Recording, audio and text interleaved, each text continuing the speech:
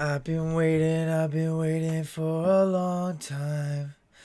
Such a long time. I've been waiting for a long time. Such a long time. Henry Cejudo retires, baby. So supposedly it's legit. He actually, officially retired. I believe he's out of the USADA pool, all that good stuff, which is important because that leaves a big opening in the bantamweight division. With Henry Cejudo being the champion, things were kind of on hold. For those number one contenders, those people coming up, having to deal with whether or not he's gonna challenge them or if he's gonna go for another legend. Is he gonna move up another weight class? A lot of confusion and a lot of in uncertainty for other guys in the division. Now that has opened up. Now it's anybody's game. Anybody in the top 10 with a big win can propel themselves into that title picture, which is really exciting for a really, really amazing bantamweight division right now. I mean, there's so many good fighters right now at that weight class. I feel like anybody could beat anybody on any given day. You got the Sterlings fighting the Sanhagen. You got Jan fighting Marias. You got Garbrandt fighting a Sunsao. You got Edgar fighting Munoz. I mean, you got Jimmy Rivera waiting in the wings, who looked good against Jan until he lost. There's just a lot of good guys up there.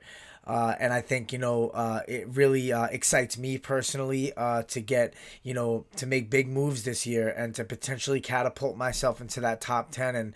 And you never know what happens from then on out. You call somebody out.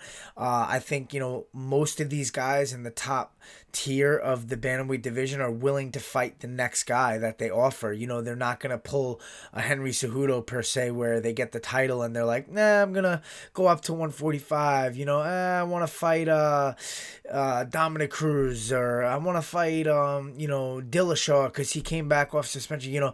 I feel like these top 4 or 5 guys, whoever wins the title, I feel like they're going to be a legitimate champion and they're going to defend it against whoever's next, which is really exciting, because you don't see that all the time these days. Once guys get the title, they start veering off into super fights and different things like that. So really, really interesting to see what happens. I'm actually surprised Cejudo officially announced his retirement, but the UFC was looking to get that done quick. They don't want to keep the title up in arms and have it delayed and people waiting, on the official word and where to move, pieces of the puzzle. So I think now they have a good idea of what they're gonna do with the top guys and who are they gonna give the title shot to though? I know Dana White mentioned Peter Yan. That's the only name that he mentioned that he wants to fight for that title.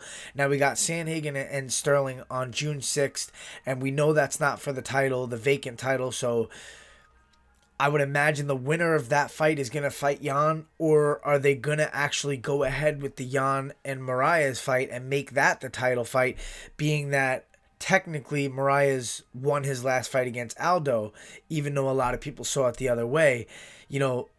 Jan's been on a big streak. Marias has been the last guy, that Cejudo defeated besides Cruz, and then, he came back and beat Aldo. So they might go that route. I don't know. I think it'd be better off to go, the winner of Sterling Sanhagen. I think that person definitely deserves the next shot, whether it's against Jan or whoever.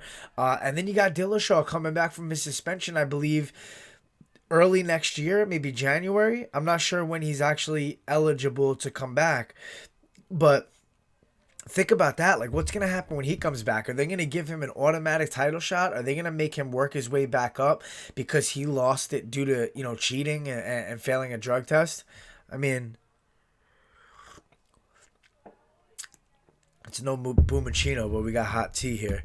It's going to be interesting to see what direction they move with Dillashaw as well when he comes back. Maybe they have him fight Cruz. Maybe they have him fight Uriah Faber. That's a enticing fight that people would want to see based off of storylines. But I imagine they're going to give him something that puts him back in that title title picture pretty much off of one win, if not right away. So things will, by that time, things will move and things will shake up, and we'll kind of see who's legitimate title holder, number one contender, stuff like that. So um, I'm curious to see what happens with Cejudo if he stays strong on this and actually never comes back. There was one fight that he said would entice him to come back, and that was the Volkanovski fight. And I don't think that is the best matchup for him. I think Volkanovski's big, he's strong for 145, he's very technical, and to beat a guy like Max Holloway like that, and then Cejudo come up and try to challenge him. I don't see Cejudo coming out on top in that fight. But,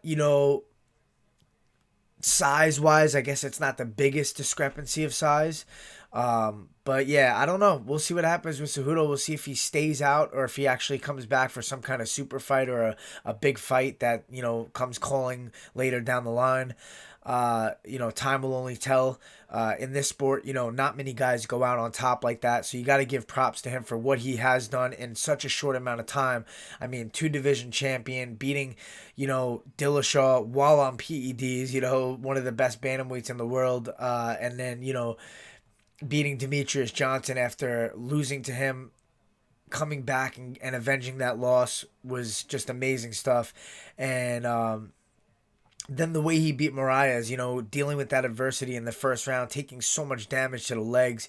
Moraes is so dangerous early on, and then Cejudo comes back and wins that fight and shows adversity and durability and just patience and just such a highly skilled fighter. And to be an Olympic champion and then do that in the UFC is just amazing stuff. So props to him, and I'm excited, man. We're gonna see what's gonna shake out in the bantamweight division, and it's gonna be really, really cool to see and to be a part of.